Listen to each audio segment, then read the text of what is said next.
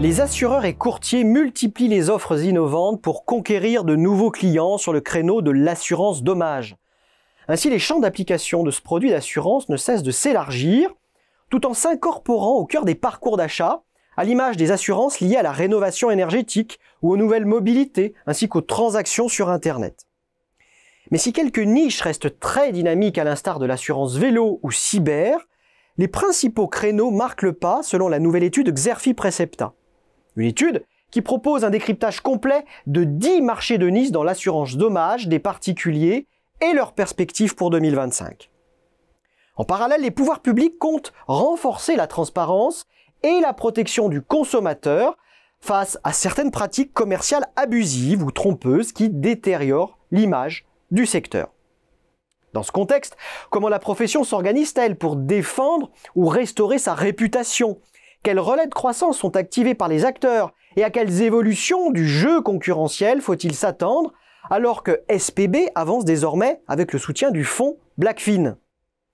Pour répondre à ces questions, l'étude a détaillé les leviers de croissance des assureurs, courtiers et assurtech pour tirer profit des nouvelles opportunités qui se présentent à eux.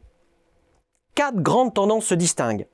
Premièrement, la diversification et l'enrichissement des offres avec un panorama des nouveaux lancements au cours de la période 2022-2023 sur le marché des niches en yard. Signalons à ce titre le rachat de 3 courtiers de l'assurance voyage par Finaxi grâce au soutien d'un fonds d'investissement. Deuxièmement, les nombreuses initiatives lancées sur le front du digital et le déploiement de l'assurance affinitaire 2.0. C'est notamment la stratégie déployée par NIT, l'assurtech affinitaire devenu un spécialiste de l'assurance embarquée. Troisième levier, la recherche de relais de croissance à l'international, à l'exemple de Wacam qui a accéléré dans ce domaine. Citons enfin les efforts déployés par les acteurs pour redorer l'image de la profession. Il peut s'agir de la délivrance de conseils à destination de clients, de la construction d'une offre responsable, à l'instar de SG Assurance qui a lancé une offre d'assurance optique dite responsable pour le compte de Chris. Cela peut aussi passer par l'obtention de certifications ou encore l'adoption du statut d'entreprise à mission.